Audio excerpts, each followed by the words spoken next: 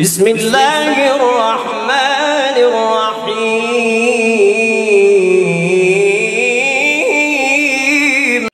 কোন দোকানে থেকে কোরআন কিনে আনে নাকি? কোরআন শরীফ। কারণ আমরা মহাগুরুর মুখে শুনছি যে কোরআনের একটা আখরের দাম সারাটা মুখরোকাত বিক্রি করলে হবে না। আর জানা একটা আলেমের দোকানে থেকে কোরআন শরীফ আনবার গেলে তাহলে জিজ্ঞাসা করবে যে হাদিয়া কত, তাই তো পান না। পেটটাকে বুকে ব্যথা লাগছে।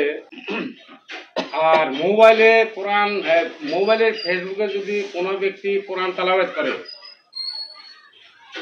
তাহলে মুতের পাত্রয় দুধ খাওয়ার সমান তো লয়। মুতের পাত্র দুধ পান করা সমান। কোরআনে ফেসবুকে যদি কোরআন তেলাওয়াত করে মোবাইলে। আর মসজিদের ইমাম সাহেব যদি দরমাহ নিয়ে খায় তাহলে খুব একটা খারাপ ভাষা লিখছে, ফেসবুকে লিখছে। দুইটা প্রশ্ন, আমরা সারা বিশ্ববাসী 18,000 মুখরোকাত সমস্ত বিশ্ববাসী কিন্তু আমরা মক্কা মদিনার আইন মতো তো কোথাও চলন রাখবো নাকি? মক্কা এবং মদিনার আইন মতো চলতে হবে। তো আমরা যে তখন যত দিল্লি জামে মসজিদের আলোচনা করলাম, নিজামুদ্দিন মসজিদের আলোচনা করলাম, নিজামুদ্দিন মসজিদ আগে সৃষ্টি হয়েছে না মক্কা মদিনা আগে সৃষ্টি হয়েছে? মক্কা মদিনা আগে সৃষ্টি হয়েছে। কতশো বছর আগে? 1450 বছর, 1500 বছর পরে। তা আমরা সেই আইনে চলতে হবে না এই 50 বছর 60 বছরের আইনে চলতে হবে? না না, সেই আইনে চলতে হবে। সেই আইনে চলতে হবে। ধন্যবাদ, বলে মাফ করবেন। এই যে আমরা কিছু একটু আংশিক পরিমাণ বাহিরার বলকার মাত ঘুরি পাইয়া বড় ঘরের ভিতরে যাওয়ার এটা নেই, কিন্তু বাহিরার বলকার অল্প একটু মাত ঘুরাইয়া যে আমরা এই ধর্মকে টানা হেঁচড়া করতেছি, এটা কিন্তু খুব বুকে ব্যথা পাই। যে ব্যক্তির উৎসাহ ছিল দেখেন, তাইলে আমার পক্ষে দিকে আমি একটা কথা দিই, আমার পক্ষে দিকে আমি যে হয়তো আল্লাহর পাক জায়গায় গেলাম, আমি কিন্তু অনেক লোকের সাথে চলাফেরা করি। আর আমার হাতে একটা লাইনও আছে, কিন্তু আমার বাড়িতে কিন্তু জলসা হয়, জলসা উরুস হয়। কারণ আমি জানলাম এইটুকু, রাসূল পাক সাল্লাল্লাহু আলাইহি সাল্লাম সারা বিশ্ববাসীর কাছে সমস্তই ছেড়ে দিছে, তার হাতে মাত্র 2টা বস্তু রাখছে। আর একটা হলো কাবার ঘর, একটা হলো রাসূলের রওজা মোবারক। তাই মানুষকে জায়গা দিতে পারে না, তাই মানুষকে কন্ট্রোল করতে পারে না। 2টা বস্তু রাখতে সমস্ত বিশ্ববাসীর কাছে ছেড়ে দিছে। তা আমরা কিঞ্চিত পরিমাণ বাহিরের মাছ ঘুরে পাইয়া আমরা ধর্মকে নিজে হিসেবে টানাটানি করতেছি। এইটার পক্ষে, আমার পক্ষে থেকে আমি কই, ইমান হারা হইতেছে। মেলাটি প্রশ্ন কিন্তু জিজ্ঞাসা করলাম, রাখেন বাধা দিবেন না। আমরা জানা মতো জানি, এক ব্যক্তি যদি হজে যায়, আমার উস্তাদে যারা শিক্ষা দিছে, বাবা যদি কোনোদিন হজে যাও তাহলে কিন্তু ডাইরেক্ট এরকম জিয়াবত দিও না। আমি অমুক দিন হজে যাবো, আপনার জিয়াবত রইল, তাহলে কিন্তু তোমার ভুল হলো। কারণ তুমি নিজেই তো সারা আসলে গোলামি করবার, তুমি আরো 10 মিনিট ডাকতেছ গোলাম, তোমার গোলামি করবার জন্য না। আমি অমুক দিন হজে যাওয়ার জন্য নিয়ত করছি, দয়া করে অমুক দিন আমার সাথে একটু দেখা করবে। মশলাটা খারাপ না ভালো? অমুক দিন আমার সাথে একটু দেখা করবেন, আমি হজে মেলা করছি।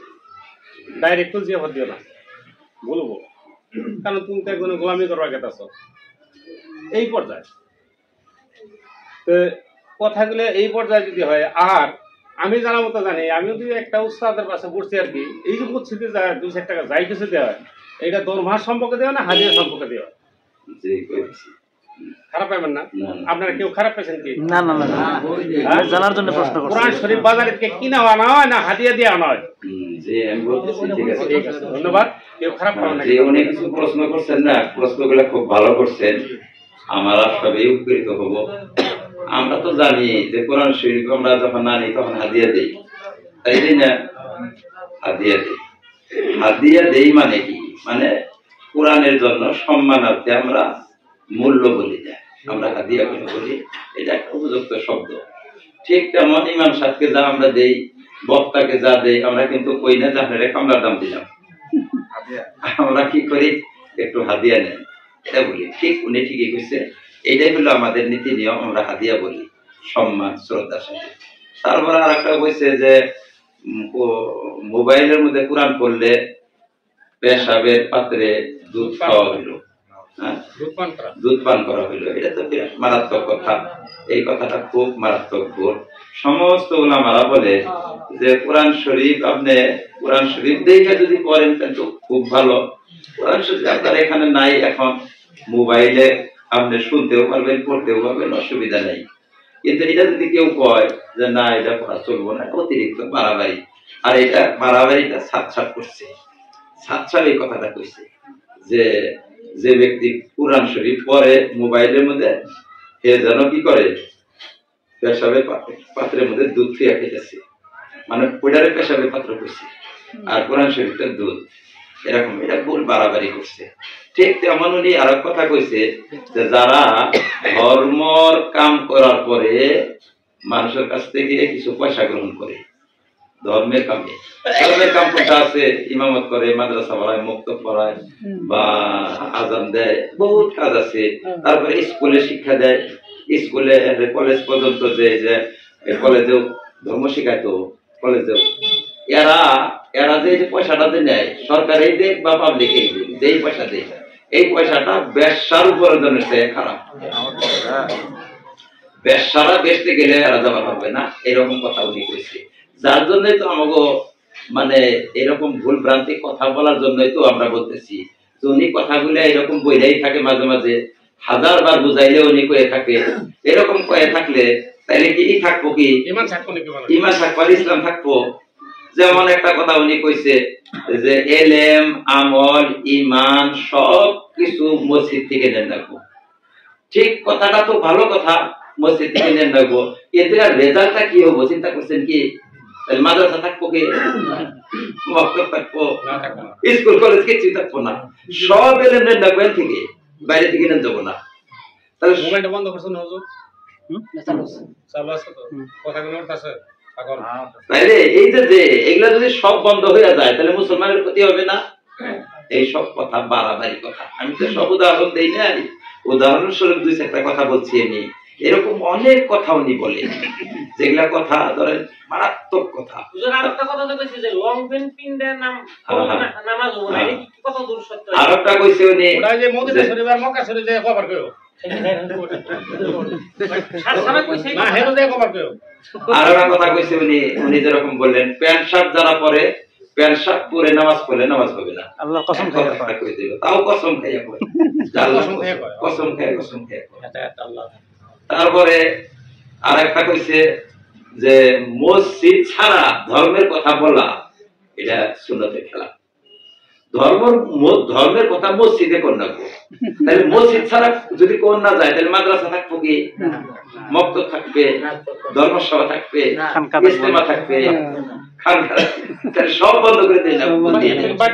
আচ্ছা, বাইরে থেকে আলোচনা করা যাবে, আপনার স্ত্রীর সাথে আপনি ধর্মের আলোচনা করতে পারবেন? দেখছেন কি কথায় একটা কয়। ওইরকম উনি বলছে যে সায়েন্সে আমরা লেখাপড়া করাই কুলাহান্ডে, কোরআনে বারবার বলছে যে ফাতাবিরু ইয়া উলিল আবসার আফালা তুবসিরুনা ইয়াতাফাক্কারুনা ফি খালকিস সামাওয়াতি ওয়াল আরদ। বিভিন্ন আয়াতের মধ্যে আছে যে তোমরা গবেষণা করো, গবেষণা করলে অনেক জ্ঞানের দ্বার উন্মুক্ত হবে তোমাদের সামনে। তাহলে এই যে গবেষণা করে যে জ্ঞান লাভ করা, এটাকেই সায়েন্স বলে। এই সায়েন্সটা ইসলামে আমাদেরকে উদ্বুদ্ধ করছে যেগুলা তোমরা করো। কিন্তু সাত বলে যে সায়েন্সে যদি কেউ কোলাহান পড়বার দেয় তাহলে হে কোলাহানটাও কাফের হইলো, যে পড়বার দিলে খালি উনি মুসলমান থাকলো, ব্যক্তি কাফের না। তারপরে আর একটা মশলা বলছে জানেন, স্কুলে যে পড়াই, আমরা স্কুল কলেজে পড়াই, এই পড়াটা স্কুল কলেজে পড়বার দিলে তাইলে কোলাহান বললাম, যে পড়বার দিলে হ্যাঁ কাফের হবো, আর যে পড়বার দিল হ্যাঁ কাফের স্কুল কলেজে। তবে বাঁচার জন্য একটা রাস্তা উনি দিচ্ছে। বাঁচার রাস্তা কি? যখন শিক্ষকের পড়া শেষ করলো, তখন শিক্ষকের পড়া যখন শেষ হবে, বাক্যটা যখন শেষ হলো, শেষ হওয়ার সাথে সাথে কোন রাখবো, আপনি দু কাহা ঝুট হয় ঝুট ঝুট ঝুট, তারপরে আবার শিক্ষকের পড়াবে। যেহেতু দিনের আলোচনা, তাহলে যদি স্কুল কলেজে ইংরেজি না শিখে ইংল্যান্ডে কোনো জামাত গেলে অনুযায়ী তবলিগের কি? তারপরে আবার যখন পড়াবে, পড়ানোর পরে যখন উনি স্টপ করবে, স্টপ করার সাথে সাথে আমাদের মুসলমান ছাত্ররা বলবে যে আপনি যু কাহা ও ঝুট হয় ঝুট ঝুট ঝুট।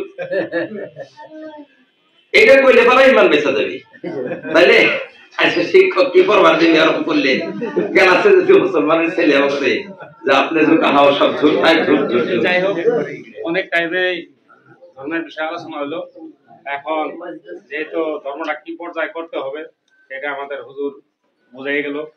আর সবেরই প্রত্যেকেরই একটা ইমানের প্রতি বিশ্বাস রাখবেন যে আমি যে এই কাজটা করতেছি এই কাজটা আমার শুদ্ধ হইতেছে না অশুদ্ধ হইতেছে। নিজের মনের সাথে যখন ওজন করবেন তখন আর কারোর বুঝ লাগবে না। আর আমরা হাদিস দলিলে হয়তো আলেমুল্লাহরা হয়তো সবসময় কয়ে থাকে যে দাজ্জাল আসবে, দাজ্জাল আসার আগে 7টা আলামতে দেখা দিবে, তাই না? দাজ্জাল ধারণ করার আগে 7টা আলামতে দেখা দিবে। এই সমস্ত রাখেন, এই সমস্ত আলামতে আমরা দিলটাকে কমজোরি না করে মনটাকে নতুন না করে আপনারা উঠেন কেন? আরো তো ধর্মের বিষয়ে আলোচনা হবে, এটা তো হ্যাঁ রাস্তার আলোচনা হবে।